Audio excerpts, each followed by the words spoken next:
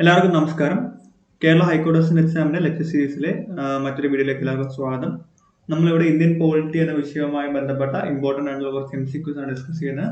നമ്മുടെ ഹൈ സീരീസിൽ ഡിസ്കസ് ചെയ്യാത്ത പല ഭാഗങ്ങളും ഇതിൽ ഡിസ്കസ് ചെയ്യുന്നുണ്ട്. ഇത് ആക്ച്വലി നമ്മുടെ മോക്ക് ടെസ്റ്റിൽ ചോദിച്ച ഇന്ത്യൻ പോളിറ്റിയിൽ നിന്ന് ചോദിച്ച 30ഓളം ചോദ്യങ്ങളാണ് ഇവിടെ ഡിസ്കസ് ചെയ്യുന്നത്. ഡീറ്റെയിൽ സൊല്യൂഷനോടുള്ള ഡിസ്കഷൻ ആണ്. കീ മാത്രമല്ല, കീ നമ്മൾ ഓൾറെഡി കൊടുത്തിരുന്നതാണ്. സോ നമ്മൾ ഡീറ്റെയിൽ ആയിട്ട് സൊല്യൂഷൻ ഡിസ്കസ് ചെയ്യുന്നത് ഓപ്ഷൻസിൽ നിന്നും പല കാര്യങ്ങളും നമുക്ക് പഠിക്കാൻ സാധിക്കും. സോ ഇത് നിങ്ങൾ സ്കിപ്പ് ചെയ്യാതെ കാണാൻ ശ്രമിക്കുക. സോ നമുക്ക് നേരെ ക്വസ്റ്റ്യൻസിലേക്ക് കടക്കാം. സോ ക്വസ്റ്റ്യൻ നമ്പർ 61 ഉത്തരം, അതായത് ഒരു കോൺസ്റ്റിറ്റ്യൂന്റ് അസംബ്ലി വേണം എന്നൊരു ഡിമാൻഡ് ഇന്ത്യൻ നാഷണൽ കോൺഗ്രസ് ആദ്യമായിട്ട് ഡിമാൻഡ് ചെയ്തത് constituent assembly. Which session of Indian national Congress held in 1936 officially put forward the demand for constituent assembly? 1936 ഒഫീഷ്യലായിട്ട് അങ്ങനെ ഡിമാൻഡ് വന്നത്. അത് ലക്നൗ സെഷനാണ്. ഓപ്ഷൻ ഡി ആണ് ഇതിൻ്റെ ഉത്തരം. ലക്നൗ സെഷനിൽ വെച്ചാണ് അങ്ങനെ ഒരു ഡിമാൻഡ് നമ്മൾ ഒഫീഷ്യലി പുട്ട് ഫോർവേഡ്. അത് നമ്മുടെ വീഡിയോയിൽ ഹൈ സീരീസിൻ്റെ ഫസ്റ്റ് വീഡിയോ തന്നെ ഡിസ്കസ് ചെയ്തിട്ടുണ്ട്. സോ കൂടുതൽ പറയുന്നില്ല. സോ അടുത്ത ഒബ്ജക്റ്റീവ് റെസൊല്യൂഷനെ പറ്റിയിട്ടുള്ള ചോദ്യമാണ്. അതും ഡിസ്കസ് ചെയ്തതാണ്. Which are the following statement about objective resolutions is incorrect? ഇതിൽ ഏത് സ്റ്റേറ്റ്മെന്റ് ആണ് ഇൻകറക്റ്റ്? സാധാരണഗതിയിൽ ചോദ്യം വരുമ്പോൾ ഇൻകറക്റ്റ് എന്ന വാക്ക് ഹൈലൈറ്റ് ചെയ്ത് നോക്കും. കാര്യം പലപ്പോഴും നമ്മൾ കറക്റ്റ് വാക്ക് ഏതാണെന്ന് ചെക്ക് ചെയ്യാൻ ഉള്ളൊരു പ്രവണതയുണ്ട്. പക്ഷെ ഇപ്പോൾ ഇവിടെ നിങ്ങൾ ക്വസ്റ്റ്യൻ വൃത്തിയായിട്ട് വായിച്ചാൽ മനസ്സിലാവുന്നതാണ്. Which are the following statement about objective resolutions incorrect? So ഇത് ഫസ്റ്റ് സ്റ്റേറ്റ്മെന്റ് എടുത്തിരിക്കുന്നത് ജവഹർലാൽ നെഹ്റു December 30, 1946 ഈ പറയുന്ന ഒബ്ജക്റ്റീവ് റെസൊല്യൂഷൻസ് കോൺസ്റ്റിറ്റ്യൂന്റ് അസംബ്ലിയിൽ ഇൻട്രൊഡ്യൂസ് ചെയ്തത്. അത് സത്യമാണ്, നമ്മൾ പഠിച്ചതാണ്. Preamble is based on objective resolution, അതും സത്യമാണ്. Promotion of world peace and protection of rights of minorities are enshrined in the objective resolution, അത് രണ്ടും അതിലുണ്ട്. അപ്പോൾ അതും സത്യമാണ്. Establishment of a socialist state is one of the objectives mentioned in objective resolution. So അത് തെറ്റാണ്. കാര്യം എന്ന് പറഞ്ഞാൽ പ്രിയാമ്പിളിൽ സോഷ്യലിസ്റ്റ് സ്റ്റേറ്റ് എന്ന് പറഞ്ഞൊരു ഒബ്ജക്റ്റീവ് ഇൻക്ലൂഡ് ചെയ്തിട്ടുണ്ട്. പക്ഷെ അത് ഒറിജിനൽ പ്രിയാമ്പിൾ ഇല്ലായിരുന്നു. 42nd കോൺസ്റ്റിറ്റ്യൂഷണൽ അമെൻമെൻറ്റ് ആക്ട് വഴി ഇന്ദിരാഗാന്ധി ഇൻട്രൊഡ്യൂസ് ചെയ്ത വാക്കാണ് സോഷ്യലിസ്റ്റ്. സോ ഒബ്ജക്റ്റീവ് റെസൊല്യൂഷനിലാണെങ്കിലും ഈ സോഷ്യലിസ്റ്റ് എന്ന പദപ്രയോഗം ഇല്ല. സോ 62ാമത്തെ ചോദ്യത്തിൻ്റെ ഉത്തരം എന്ന് പറയുന്നത് ഓപ്ഷൻ ഡി ആണ്. സോ അടുത്ത ചോദ്യം, December 9, 1946 meeting of constituent assembly took place at? December 9, 1946 constituent അസംബ്ലിയുടെ ആദ്യ സമ്മേളനം ചേർന്നത്. സോ അത് ഒബിയസ്ലി ഡൽഹിയിലാണ് നടന്നത്. Option D.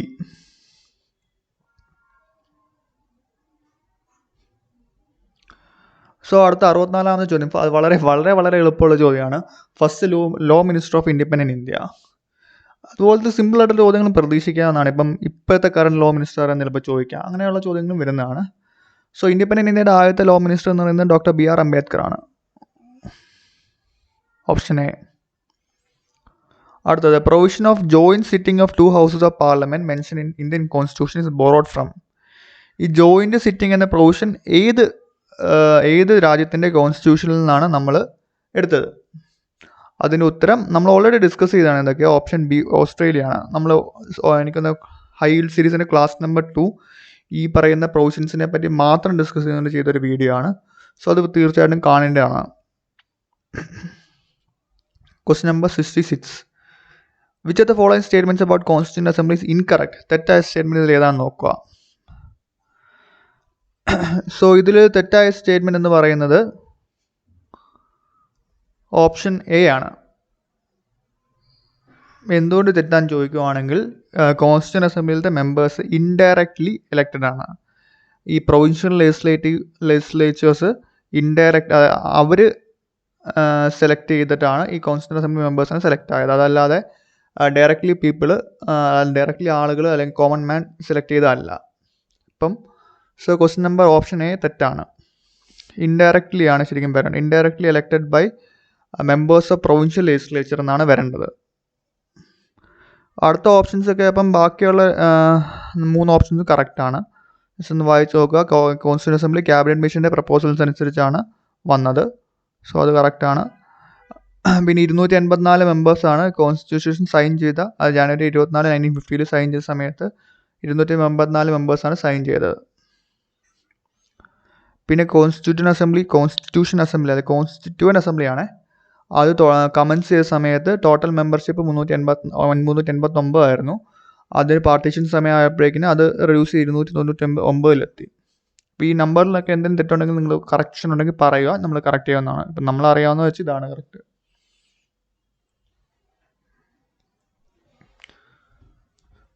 അടുത്ത question number 67. Constitution of India borrow the scheme of Indian federation. Indian federation എന്നൊരു കൺസെപ്റ്റ്, നമ്മുടെ ഫെഡറേഷൻ്റെ ഒരു ഫീച്ചർ എന്ന് പറയുന്നത് നമ്മൾ പറഞ്ഞിട്ടുള്ളതാണ് സ്ട്രോങ് യൂണിയൻ,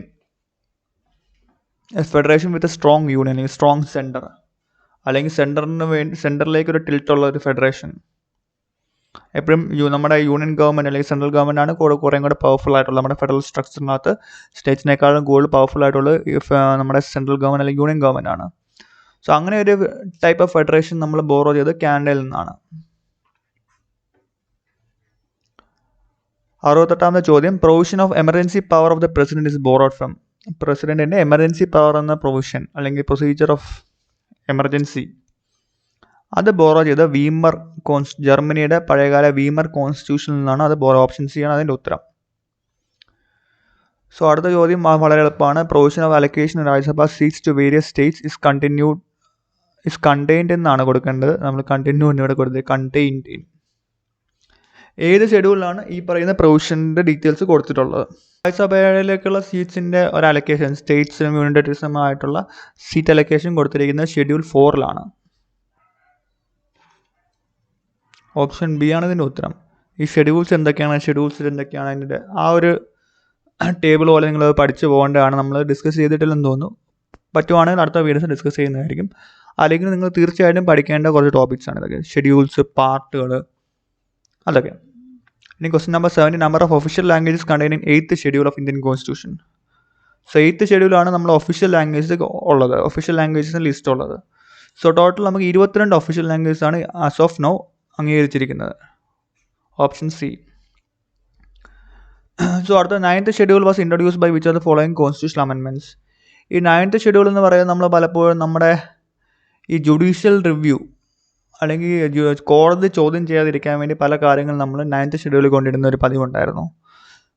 അതിനുവേണ്ടിയാണ് 9th ഷെഡ്യൂൾ ക്രിയേറ്റ് ചെയ്തത് തന്നെ. അത് കുറച്ചും കൂടി ഡീറ്റെയിൽ ആയിട്ട് നമ്മൾ ഷെഡ്യൂൾസിൽ പഠിക്കുന്നതായിരിക്കും. സോ 9th ഷെഡ്യൂൾ ശരിക്കും പറഞ്ഞാൽ ആദ്യത്തെ ഒറിജിനൽ കോൺസ്റ്റിറ്റ്യൂഷൻ ഇല്ലായിരുന്നു. ആദ്യം 8 ഷെഡ്യൂൾസ് ഉള്ളായിരുന്നു. അതിനുശേഷം വന്നതാണ് 9th ഷെഡ്യൂൾ. പിന്നീട് 10, 11, 12 ഒക്കെ വന്നു. ടോട്ടൽ ഇപ്പോൾ 12 ഷെഡ്യൂൾസ് ആണോ ഉള്ളത്.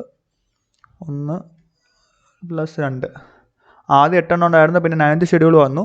പിന്നെ ആൻറ്റി ഡിഫെക്ഷൻ്റെ പ്രൊവിഷൻസ് ഇൻക്ലൂഡ് ചെയ്യാൻ വേണ്ടിയിട്ട് 10th ഷെഡ്യൂൾ വന്നു. ഇത് 10ാമത്തെ എന്ന് പറഞ്ഞാൽ ആൻറ്റി ഡിഫെക്ഷനാണ്. പിന്നെ 11, 12 എന്ന് പറയുന്നത് നമ്മുടെ പഞ്ചായത്ത് രാജ് ഇൻസ്റ്റിറ്റ്യൂഷൻസിൻ്റെ, അതായത് പഞ്ചായത്തിനും മുനിസിപ്പാലിറ്റിയും ആ പ്രൊവിഷൻസ് നമ്മൾ കൊണ്ടുവന്നപ്പോഴേക്കിന്, അമെൻമെൻറ്റ് കൊണ്ടുവന്നപ്പോഴേക്കിന് ആ 2 പ്രൊവിഷൻസ് ഷെഡ്യൂൾ 11 ഷെഡ്യൂൾ 12 വന്നു. സോ ഫസ്റ്റ് അമെൻമെൻറ്റ് വഴിയാണ് 9th ഷെഡ്യൂൾ ഇൻക്ലൂഡ് ചെയ്തത് അല്ലെങ്കിൽ കൊണ്ടുവന്നത്. ഫസ്റ്റ് അമെൻമെൻറ്റ് ഇത് ഇമ്പോർട്ടൻ്റ് ആണ്. ഇത് വളരെ ഈസി ആയിട്ടുള്ള ചോദ്യം, ഞാൻ കൂടുതലൊന്നും പറയുന്നില്ല. നമ്മുടെ ഇപ്പോഴത്തെ സുപ്രീം കോടതി ചീഫ് ജസ്റ്റിസ് N.V. രമണയാണ് ഇപ്പോഴത്തെ ചീഫ് ജസ്റ്റിസ്. സോ അടുത്ത ചോദ്യം വളരെ കോമൺ ആയിട്ടുള്ള ചോദ്യമാണ്. Justice N.V. രമണയാണ് ഇപ്പോഴത്തെ ചീഫ് ജസ്റ്റിസ്, സുപ്രീം കോടതിയുടെ ചീഫ് ജസ്റ്റിസ്. അടുത്ത ചോദ്യം, NHRC എന്ന് പറയുന്ന നാഷണൽ ഹ്യൂമൻ റൈറ്റ്സ് കമ്മീഷൻ, അതിൻ്റെ ഇപ്പോഴത്തെ ചെയർമാൻ എന്ന് പറയുന്നത് ജസ്റ്റിസ് അരുൺ മിശ്രയാണ്. അദ്ദേഹം റിട്ടയർഡ് സുപ്രീം കോടതി ജഡ്ജാണ്. Question number 75. Which of the features of preamble were added through 42nd Constitutional Amendment Act? നമ്മൾ ഓൾറെഡി നേരത്തെ പ്രിയാമ്പിളിൻ്റെ ഒബ്ജക്റ്റീവ് റെസൊല്യൂഷൻ്റെ ചോദ്യം ഡിസ്കസ് ചെയ്തപ്പോഴേക്കും നമ്മൾ പറഞ്ഞിരുന്നു, സോഷ്യലിസ്റ്റ് എന്നൊരു പദപ്രയോഗം പ്രിയാമ്പിളിൽ കൊണ്ടുവന്നത് 42nd Constitutional Amendment Act വഴിയാണ്. അതുപോലെ തന്നെ വേറെ 1-2 കാര്യങ്ങളൊക്കെ കൊണ്ടുവന്നു. അതിലൊന്നാണ് സെക്യുലർ എന്ന വാക്ക് പ്രിയാമ്പിളിൽ കൊണ്ടുവന്നത് ഈ പറയുന്ന കോൺസ്റ്റിറ്റ്യൂഷൻ അമെൻമെൻറ്റ് ആക്ട് ആണ്. പിന്നെ ഇൻറ്റഗ്രിറ്റി എന്ന വാക്കും കൊണ്ടുവന്നത് അതുവഴിയാണ്. Question number 75. Which are the following statements regarding preamble is incorrect? ഇതിൽ ഇൻകറക്റ്റ് സ്റ്റേറ്റ്മെൻറ്റ് എന്ന് പറയുന്നത് നമുക്ക് 4 ഓപ്ഷൻസ് നോക്കാം. It reflects the mind and ideals of framers of Indian constitution. സത്യമാണ്. Preamble can never be amended. അത് തെറ്റാണ്. പ്രിയാമ്പിൾ അമെൻഡ് ചെയ്യാൻ പറ്റുകൊണ്ടാണ് നമ്മൾ ഓൾറെഡി ഇപ്പം ഈ 42nd കോൺസ്റ്റിറ്റ്യൂഷൻ അമെൻമെൻറ്റ് ആക്ട് വഴി ഈ സെക്യുലർ എന്ന വാക്ക്, സോഷ്യലിസ്റ്റ് എന്ന വാക്ക് കൊണ്ടുവന്നത്. സോ ഈ ചോദ്യങ്ങൾ തന്നെ ഇതിന് ഉത്തരവുണ്ട്. പ്രിയാമ്പിൾ ക്യാൻ ബി അമെൻഡഡ്, പക്ഷേ ബേസിക് സ്ട്രക്ചർ ഓഫ് കോൺസ്റ്റിറ്റ്യൂഷൻ അല്ലെങ്കിൽ ബേസിക് സ്ട്രക്ചറിനെ ബാധിക്കുന്ന തരത്തിലുള്ള ഒരു അമെൻമെൻറ്റും പാടില്ല. It is not enforceable in court of law, justiciable അല്ല. സോ അപ്പോൾ അതും സ്റ്റേറ്റ്മെൻറ്റ് കറക്റ്റാണ്. സോ ക്വസ്റ്റ്യൻ നമ്പർ 75 ഉത്തരം എന്ന് പറഞ്ഞാൽ ഓപ്ഷൻ ബി ആണ്. ക്വസ്റ്റ്യൻ നമ്പർ 76, 5 പ്രിറഗേറ്റീവ് റിറ്റ്സ് ആണ് നമുക്ക് കോൺസ്റ്റിറ്റ്യൂഷനിലുള്ളത്.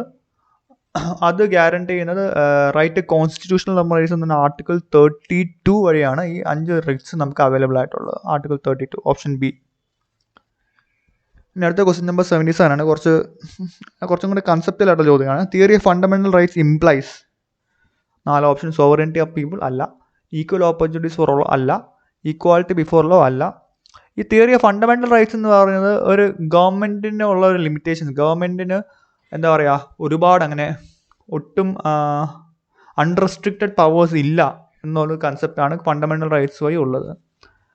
അപ്പം ഗവൺമെൻറ്റിൻ്റെ പവേഴ്സിന് ലിമിറ്റ് ചെയ്യുക, ലിമിറ്റഡ് ഗവൺമെൻറ്റിൻ്റെ കൺസെപ്റ്റാണ് ഈ ഒരു തിയറി ഓഫ് ഫണ്ടമെൻ്റൽ റൈറ്റ്സ് വഴി ഇംപ്ലൈ ചെയ്യുന്നത്. അത് കുറച്ചും കൂടെ ഒരു കൺഫ്യൂസിങ് ആണ്, പക്ഷേ ഓർത്തിരുന്നാൽ മതി.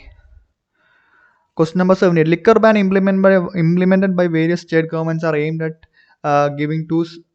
giving effect to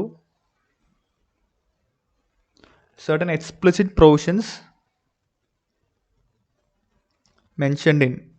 ഇപ്പോൾ കോൺസ്റ്റിറ്റ്യൂഷനിൽ അല്ല ഈ പറയുന്ന 4 ഓപ്ഷൻസിൽ ഏതിലുള്ള കുറച്ച് ചെറിയ പ്രൊവിഷൻസ് ഇംപ്ലിമെൻറ്റ് ചെയ്യാൻ വേണ്ടിയിട്ടാണ് ഈ പല സ്റ്റേറ്റുകളും മദ്യം നിരോധിക്കുന്നത് അല്ലെങ്കിൽ ലിക്കർ ബാൻ കൊണ്ടുവരുന്നത്, പ്രൊഹിബിഷൻ കൊണ്ടുവരുന്നത്.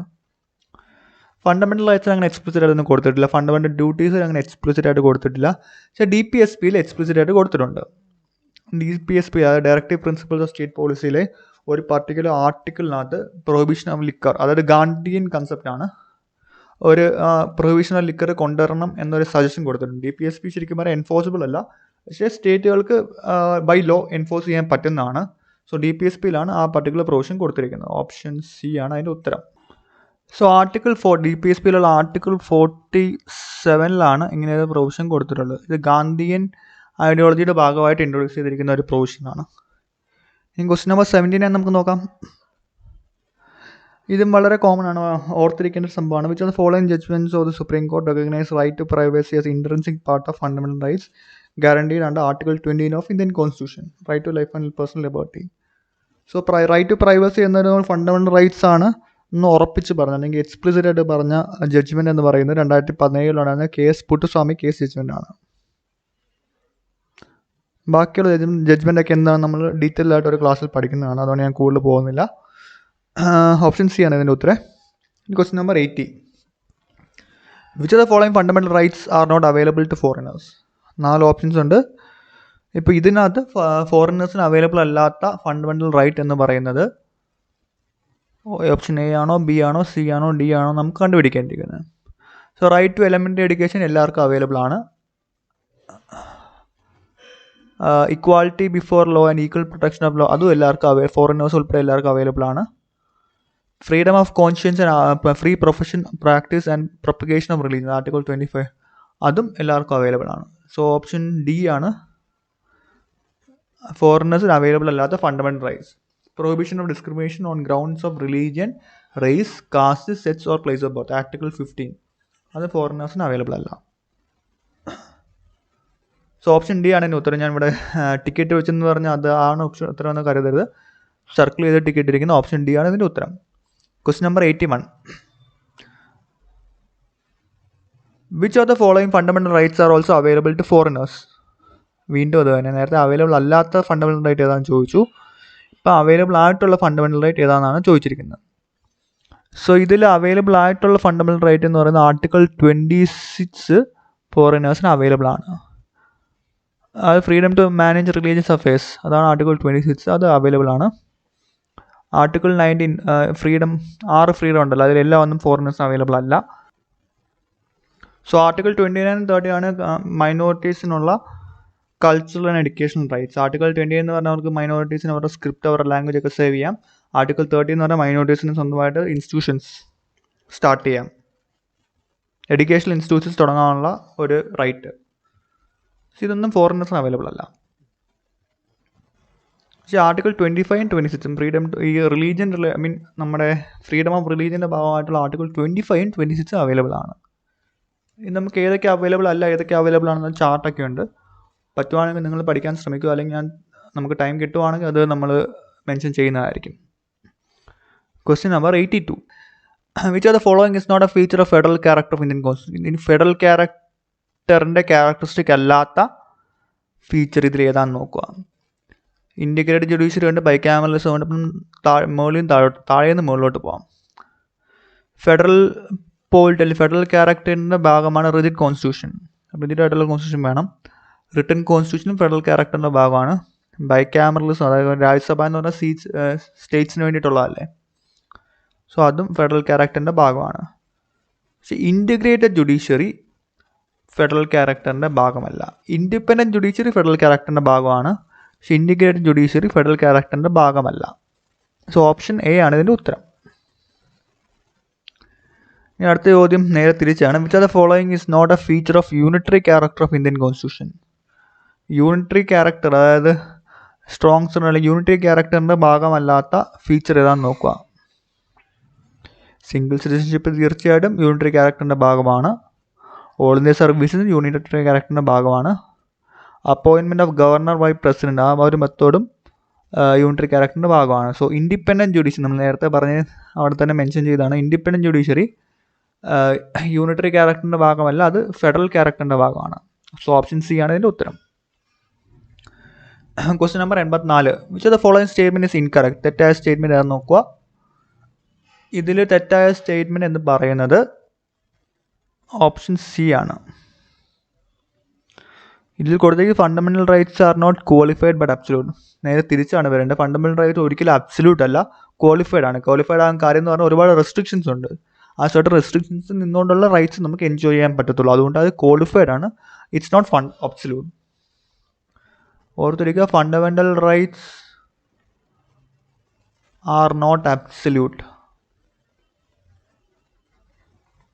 But qualified. അവർ ക്വാളിഫൈഡ് റൈറ്റ്സ് ആണ് നമുക്ക് ഫണ്ടമെൻ്റൽ റൈറ്റ്സ് ആയിട്ട് എൻജോയ് ചെയ്യാൻ പറ്റുന്നത്. ക്വാളിഫൈഡ്, അതായത് സർട്ടൻ റെസ്ട്രിക്ഷൻസ് ഉണ്ട്. ബാക്കിയുള്ള 3 സ്റ്റേറ്റ്മെൻറ്റും കറക്റ്റാണ്. അപ്പം നിങ്ങൾ വായിച്ച് നോക്കുക, അതൊക്കെ അറിഞ്ഞിരിക്കുന്നത് നല്ലതാണ്. Question number 85. The need for separation of judiciary from executive is enshrined in.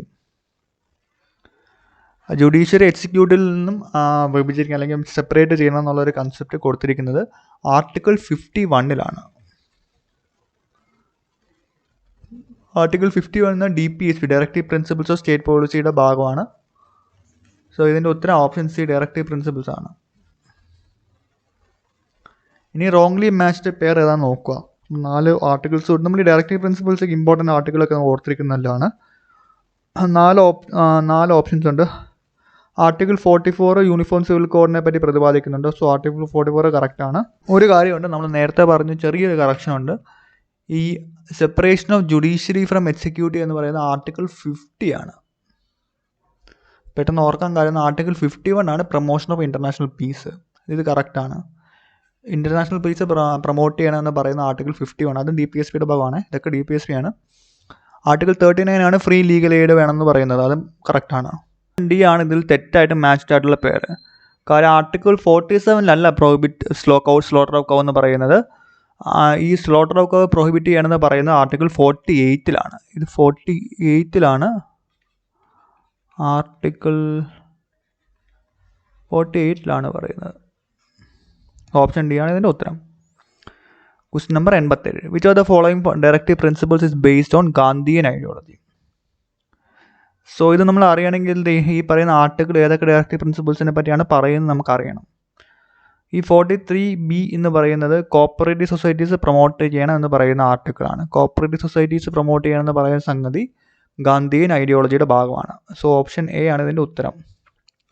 Article 38, 41, 42 ഇതൊക്കെ വളരെ ഇമ്പോർട്ടൻ്റ് ആയിട്ടുള്ള ആർട്ടിക്കിളാണ്.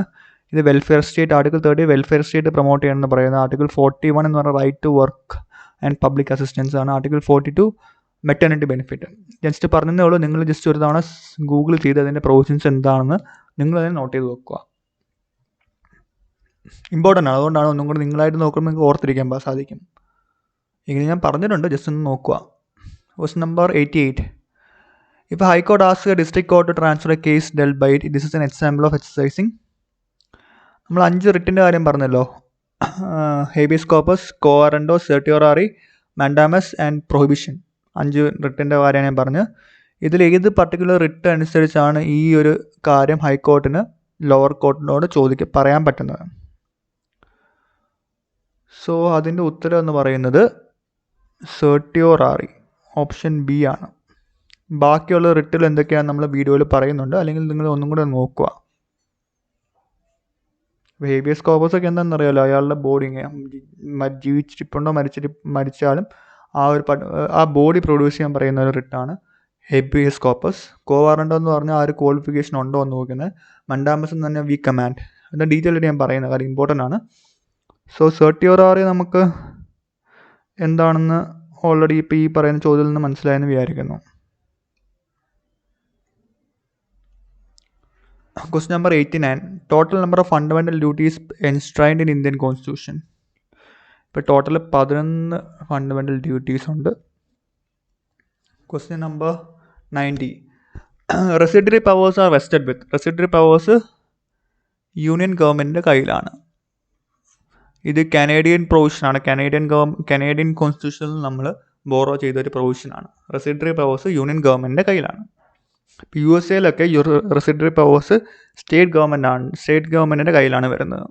സോ നിങ്ങൾക്ക് ഈ വീഡിയോ ഇഷ്ടപ്പെടുവാണെങ്കിൽ തീർച്ചയായും ലൈക്ക് ചെയ്യുക, ഷെയർ ചെയ്യുക, സബ്സ്ക്രൈബ് ചെയ്യുക, പഠിക്കുക, നന്നായിട്ട് പ്രിപ്പയർ ചെയ്യുക. So thank you.